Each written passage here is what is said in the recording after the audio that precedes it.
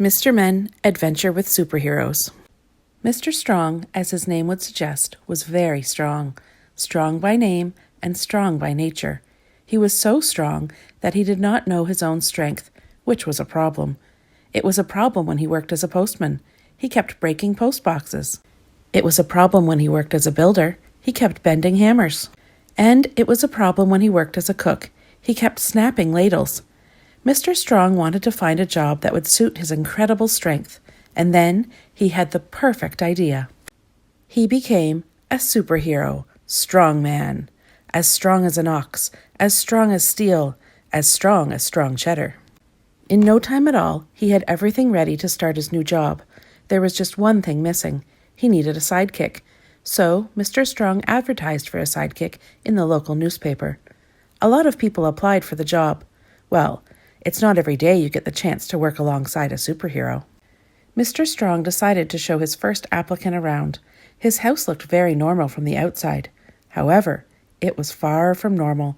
It had a secret staircase that led down to his superhero hideout, which he called the Cape Cave. "Why is it called the Cape Cave?" asked Little Miss Curious. "Because it's where I keep all my capes," answered Mr. Strong. "Why do you wear a cape?" asked Little Miss Curious. "Because superheroes wear capes," answered Mr. Strong. "What makes you a superhero?" asked Little Miss Curious.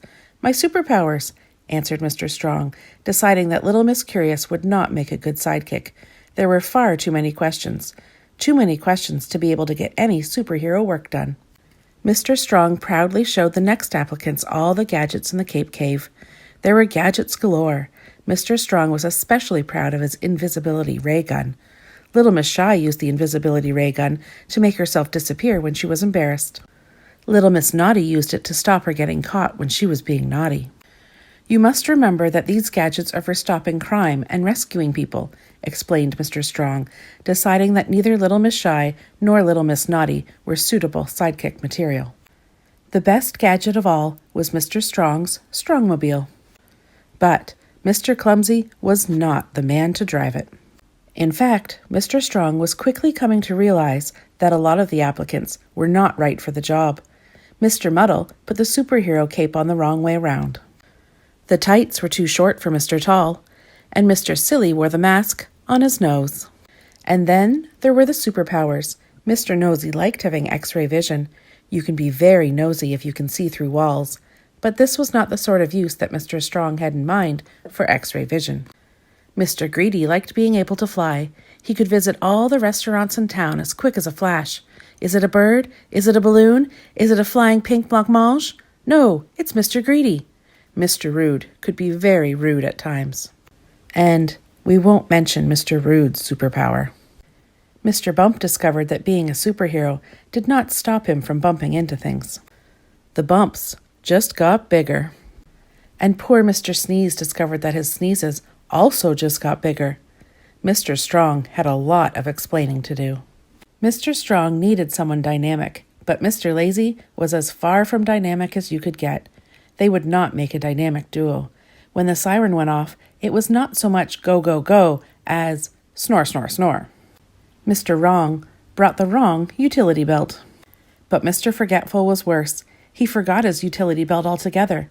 When he got to the scene of the bank robbery, he did not have any superhero gadgets to catch the robbers. Mr. Tickle was even worse. He was worse than worse. He was downright dangerous. At the end of the week, Mr. Strong had seen a very long list of applicants, and he was no closer to finding a sidekick. He only had one more applicant to see. Mr. Impossible. Mr. Strong could not believe his luck. Mr. Impossible was a natural superhero. He could walk up the side of a building. He could hear a cry for help from 1,000 miles away. He could even get changed in a telephone box. Not to mention the time he stopped an erupting volcano. Mr. Strong was very impressed. There was only one problem. Mr. Impossible was too good a superhero.